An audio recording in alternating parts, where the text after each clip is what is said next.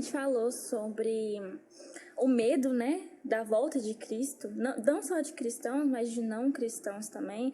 A gente fala, não, Deus, espera mais um pouco, igual a gente falou no começo do podcast, espera mais um pouco, deixa eu me casar, deixa eu me formar. Então, as pessoas têm um medo da vinda de Cristo. E, na verdade, Cristo quer que a gente anseie a volta dele, né? Sim. A gente tem um panorama de como será quando a gente viverá eternamente com Cristo, como que a gente viverá, porque nossa mente é muito limitada para entender a eternidade, né? A gente não consegue conceber isso na nossa mente, mas a gente sabe como será essa eternidade com Cristo, algo que nos dê esperança para ansiar a volta de Cristo realmente. A gente não tem a totalidade dessa vida que será muito boa, será maravilhosa. Essa visão, né, que nós temos escrita na Bíblia, ela certamente está escrita pela lente humana e usando figuras humanas, que com certeza não representa a totalidade do quão bom isso vai ser.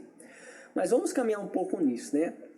Quando formos arrebatados, a Bíblia fala de galardão, recompensa, e a Bíblia fala de bodas do cordeiro, né? Que é uma menção ao casamento judaico. Para entender a beleza disso, nós precisamos remontar o casamento judaico. Podemos caminhar nessa? Claro. Então vamos.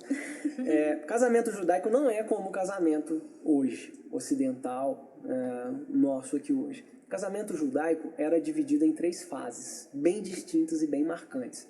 A primeira fase do casamento judaico é o contrato. O noivo fazia o contrato com a noiva, e normalmente até as famílias que faziam esse contrato.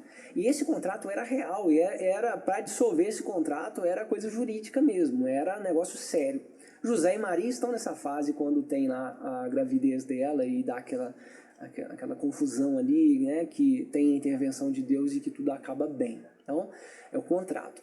A segunda fase do casamento judaico é quando o noivo, em uma cerimônia, busca a noiva com as madrinhas.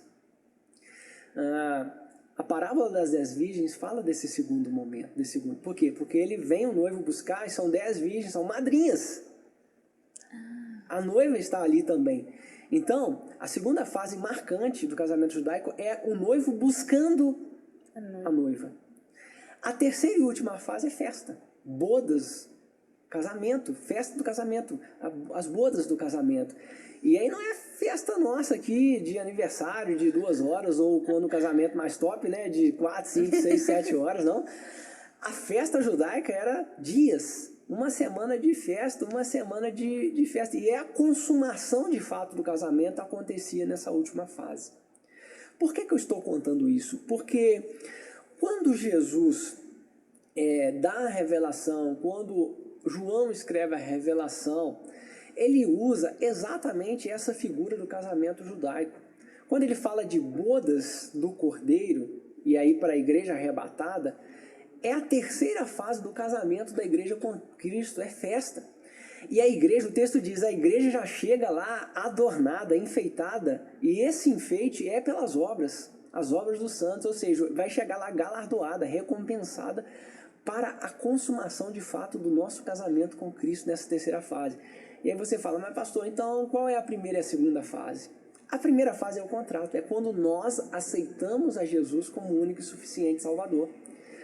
Houve um contrato, o selo do Espírito foi impresso em nós, a garantia, ele vai buscar aqueles que são selados. Nós temos um contrato selados pela fé em Cristo Jesus.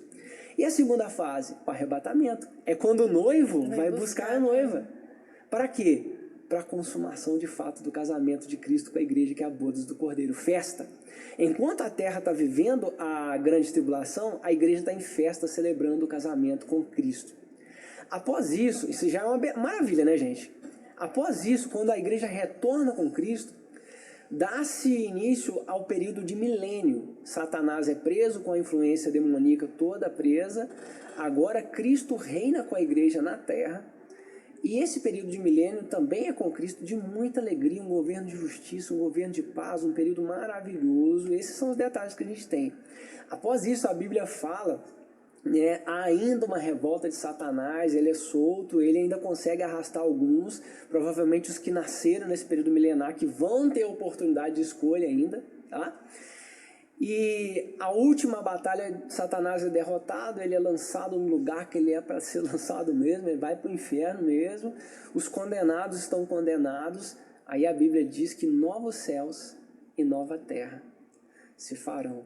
Isso aponta para uma recriação da terra. Como vai ser? Não temos muitos detalhes, mas a nova Jerusalém, a cidade celestial, descerá e fará parte dessa nova criação. E aí, gente, né? Eu vou ler de novo, posso ler? Pode. A beleza disso? Apocalipse 21, 7. Então vi novos céus e nova terra, pois o primeiro céu e a primeira terra tinham passado, o mar já não existia.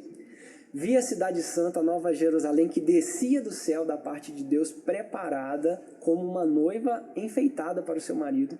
Ouvi uma voz que vinha do trono e dizia: agora o tabernáculo de Deus está com os homens, o próprio Deus diretamente com os homens, né? E com os quais ele viverá. Deus vivendo agora com os homens diretamente. Então ele diz assim: eles serão seus povos, o próprio Deus estará com eles e será o seu Deus. Ele enxugará dos olhos toda lágrima, não haverá mais morte, não haverá tristeza, não haverá mais choro, não haverá mais dor, pois a antiga ordem se passou. Aquele que estava sentado no trono disse: eu estou fazendo novas todas as coisas, e acrescentou: escreva isto, pois estas palavras são verdadeiras e dignas de confiança. Disse-me ainda: está feito, está consumado. Eu sou o alfa, o ômega, o princípio, o fim. A quem tiver sede, darei de beber gratuitamente da fonte da água da vida. O vencedor herdará tudo isso. Eu serei o seu Deus e ele será o meu filho. Uau, eternidade com Deus, gente. Será maravilhoso. Festa com Cordeiro, casamento, milênio, reino de Cristo perfeito, e ali a gente desfrutando, e agora novos céus e nova terra. Amém. Com Deus. É maravilhoso.